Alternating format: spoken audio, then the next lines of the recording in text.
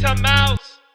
Last but not least, and this is what I've been waiting to talk about since we've been off the air, is the fucking Washington Wizards. Woo! They're 32-37. Yes, I know. It's not that impressive. Below 500. Almost average. And it's already so with the loss last night, they're not going to be able to get to 500 for the year. But besides that fact, they're in 10th place in the East and pretty much they haven't clinched it, but pretty much have clinched a spot in the play-in. Where they're going to land is still depending on these last 3 to 4 games for each team involved. But what do you guys think about the Wizards, and what do you think about Westbrook last night? I'll let you go first. Seagons. Well, first of all, out of this last 17 games, 13-4? That is very impressive for a Washington Wizards team, especially since I don't think Beal played all those games, right? He was out for a couple. I mean, maybe it was the ones he lost, but the 3 of those 4 losses came with within a possession. Yeah. And the one last night was just actually all 4 of them. All 4 of them within one possession. So they could have been on a friggin' 17-game win streak, but I chop up last night's loss to poor shot selection by the triple-double king, Mr. Russell Westbrook. I think we just lost Seagons. Seagons. Okay, you guys there? So I think it's been like Seagon said. Yeah, we lost you. So you want to just jump back where you were? Damn. Basically, I don't even know what I was talking about. Okay, so they could have been on a 17-game. They could have been on a 17-game win streak. They could have been on a 17-game win streak, all within one possession. And last night's loss was just poor shot selection by the triple-double king, Russell Westbrook. Oh, so it's just all his fault? Oh, no, just that shot. It was a bad shot. It wasn't.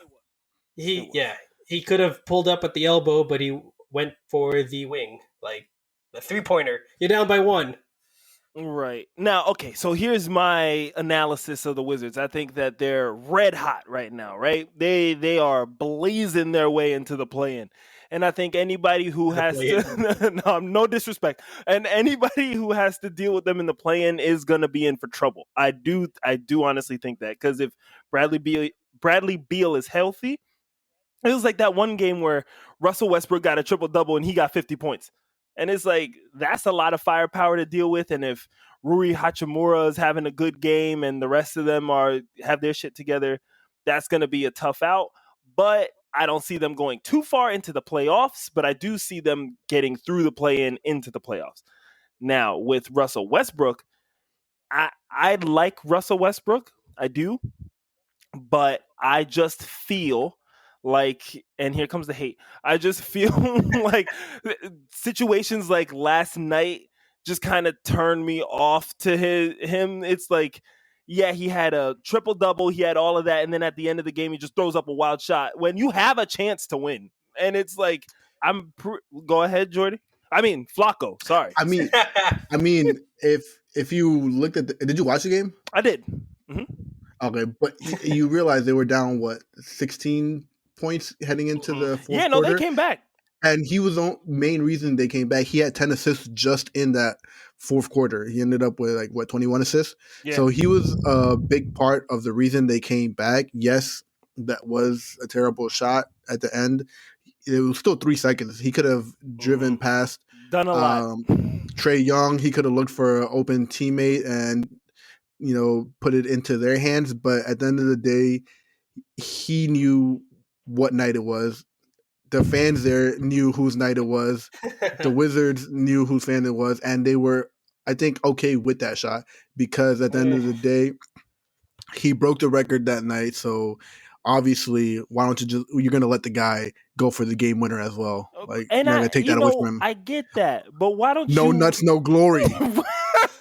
See, I'm not mad that they didn't call a timeout, and I'm not mad that he shot. I'm just mad that it was a poor shot. Okay, like, you might as well. He might as well have thrown it up from half court. That's what I'm saying. Like, if you're already not a good 3-point shooter, why are you gonna just throw up a wild shot when you're double teamed from 3? Drive it a To his little defense, closer. though, he had just made a 3 though. But he was open. It was wide open, and it was like a set shot. Like Right. he, Yeah, He's it wasn't just throwing this yeah, shit up. it wasn't a pull up. yeah, it wasn't a pull up, but He's like, fuck it. He's like, no, not fuck it. You got 3 seconds left. You can still do something. Yeah. But the great thing about it, though, even though they lost the game, is that with that streak that Seagon's mentioned that they've been on, they've given themselves a cushion where they could afford to lose these games while Bradley Beal is out and not necessarily have to worry about, getting knocked off by the Bulls, who are like, 2.5 games back of them with only 4 games remaining. Yeah, that's tight. So you live with it. It doesn't hurt. It would be nice to have stayed in that 9th place. Now the Pacers are back up on the 9th, and it would have been nice to catch up to the Hornets because at the end of the day, you want to get either 7th or 8th because they get 2 chances if they lose, in the first play-in game. But, you live with it. I'm fine with it. All right. I'm just saying. His decision-making at the end of games sometimes is a little erratic. That's my only problem with him. But amazing talent. He always gives 120%. Obviously, what he did is not easy, so congratulations to him. Triple-double king. So getting away from the actual game and going into more the historical record that he just broke, what do you think about that? You think it's a record? And obviously, he has a lot. I'm not saying a lot, but he has a couple years to continue to add onto that record. Do you see it ever being broken? What do you think that means for his legacy and his career?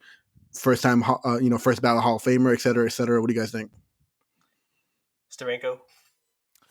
So what I think he's going to be a first ballot Hall of Famer, obviously. I think as soon as he accomplished this, that's kind of, even before this, I think he was going to be a first ballot Hall of Famer. But for now, for sure, I think he's going to pad it some more.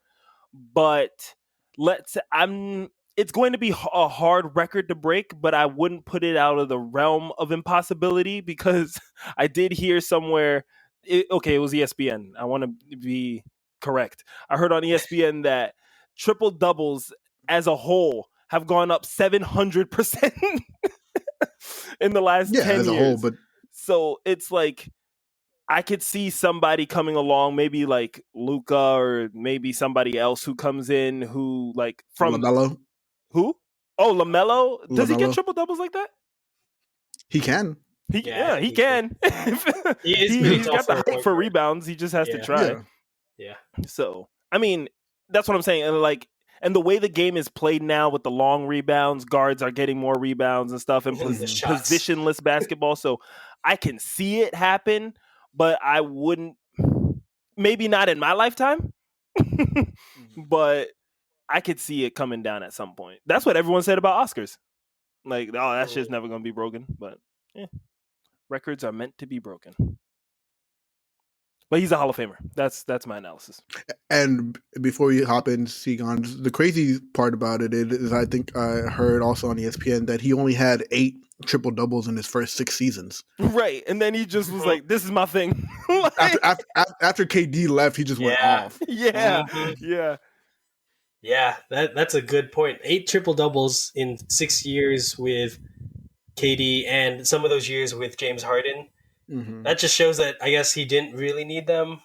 Maybe that's pushing it, but I do think he is a first ballot Hall of Famer, especially if he retires with a triple double average. I mean, players nowadays barely average double doubles, so to have a player that averages a triple double in a season, in 4 seasons nonetheless, right, is very impressive because you've got players now who just kind of are about themselves, right? Like they want to get rebounds or points or I don't know, a stat padding basically. But Russ over here is, I think it's more impressive that he does it with assists. Yeah. Because that shows that he is a team player. Like you could get steals, rebounds, or points, but he focuses on the assists. Like 21 last night. Oof. That's a lot. That's crazy. Yeah, and to your point, there's players, not that many players averaging double doubles. The majority of the players that do average double doubles are with the rebounds. Mm-hmm. You don't see as many players averaging it with double digit assists. Like Mm-hmm. well, James Harden, I think it doesn't qualify right now for top assist leaders because he's Yeah. been out for so long. But after Russ, it's Trae Young now, and he's Damn. averaging less than 10. He's like at 9.5, but he's not even averaging double digits. So right now, Westbrook is the only one in the league averaging double digit assists. Yeah, see, and that's impressive. Yeah. I think he's going to go down as the greatest player to never win a championship. He's gonna have Barkley beat. Nah. Yeah, I mean, I think if he gets like way past in his career where he doesn't win a championship, he's just gonna ring chase. You think? like I Gary think Payton so. and Karl Malone. Yeah. I just don't see it for him. You don't see it? I don't know, man. I think he Him and tried LeBron- with James last Him and year. LeBron are then- gonna team up. Watch.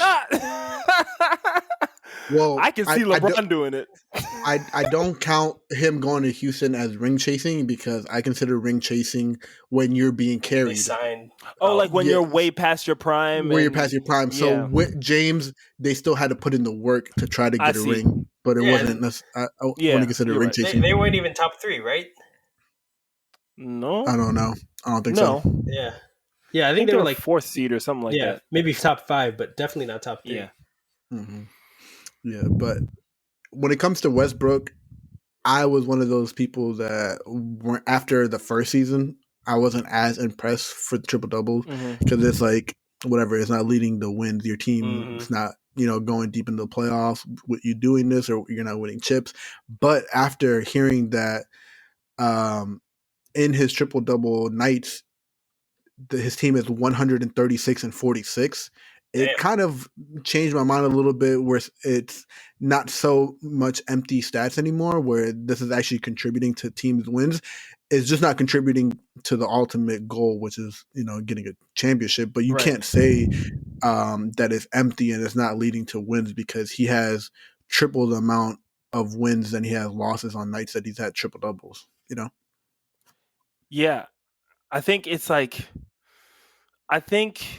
obviously with those stats, that's true that his triple doubles lead to wins, but I feel it's like regular season wins because like he hasn't been able to get out of the first round without KD. Mm-hmm.